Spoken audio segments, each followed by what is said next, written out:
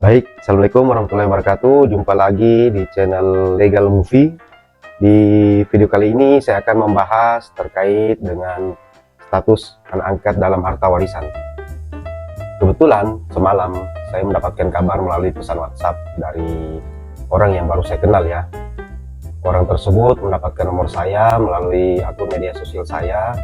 Katanya dia berencana mau menggugat harta waris yang dikuasai oleh anak angkat dari saudara kandungnya.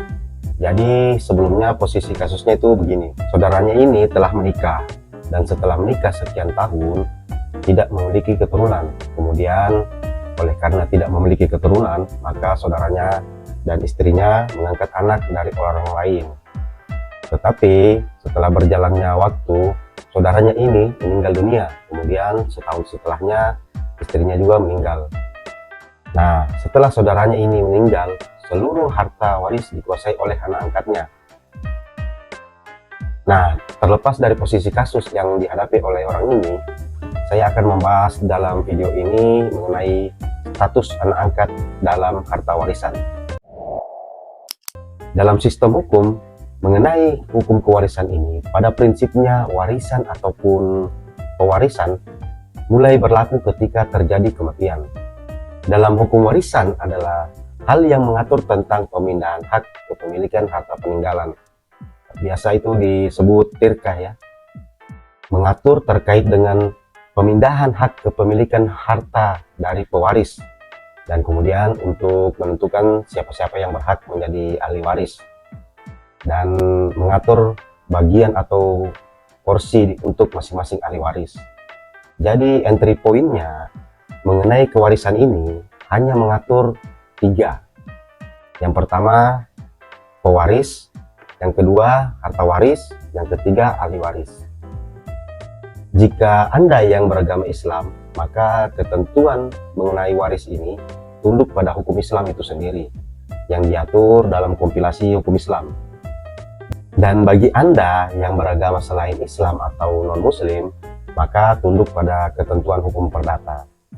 Nah, jika kita melihat pada ketentuan dalam hukum perdata pasal 832 KUH Perdata, bahwa yang berhak menjadi ahli waris adalah keluarga sedara, baik yang sah menurut undang-undang maupun yang di luar kawin, dan suami atau istri yang hidup terlama. Selain itu, dalam kompilasi hukum Islam ditentukan bahwa ahli waris dikelompokkan berdasarkan hubungan darah atau menurut hubungan perkawinan. Dalam hukum perdata itu mengatur ada 4 golongan ahli waris. Yang golongan pertama yaitu suami atau istri yang hidup terlama dan anak keturunannya.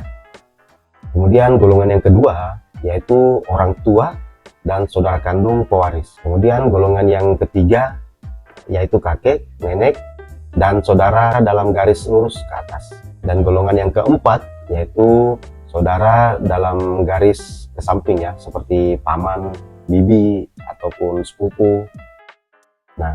Nah, kalau dalam kompilasi hukum Islam itu mengatur ada 3 golongan ahli waris. Golongan yang pertama dari golongan laki-laki. Contohnya seperti ayah, anak laki-laki, saudara laki-laki, paman, dan kakek. Kemudian golongan yang kedua yaitu dari golongan perempuan. Nah, contohnya ibu, anak perempuan, saudara perempuan, nenek, dan yang terakhir golongan yang ketiga yakni ahli waris pengganti. Ahli waris pengganti ini contohnya ya seperti anak-anak atau saudara, anak-anak dari paman, anak-anak dari bibi, dan sebagainya. Kemudian jika kita merujuk dalam Undang-Undang Nomor 23 Tahun 2002 tentang perlindungan anak, pengertian anak angkat yakni adalah anak yang haknya dialihkan dari lingkungan keluarga orang tua atau wali yang sah, kemudian dialihkan kepada orang yang bertanggung jawab untuk perawatannya, pendidikannya, dan membesarkan anak tersebut ya, anak angkat ya. Kalau menurut kompilasi hukum Islam itu sendiri, pengertian anak angkat yakni anak dalam pemeliharaan yang kehidupannya sehari-hari, biaya pendidikan dan sebagainya beralih tanggung jawabnya dari orang tua asal kepada orang tua angkatnya berdasarkan putusan pengadilan. Jadi dalam penjelasan dapat kita simpulkan bahwa dalam hukum kewarisan, anak angkat tidak termasuk sebagai ahli waris karena secara biologis tidak ada hubungan kekeluargaan antara anak angkat dengan orang tua angkatnya, kecuali anak angkat itu diambil dari keluarganya sendiri ya, bagian dari keluarganya. Nah, oleh karena anak angkat ini bukan ahli waris, maka anak angkat tidak mendapatkan bagian sebagai ahli waris dari warisan orang tua angkatnya.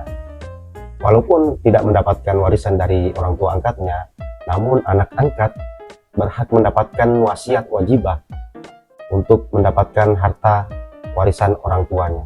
Jadi yang didapatkan oleh anak angkat itu sendiri bukan warisannya, tapi wasiat wajibah.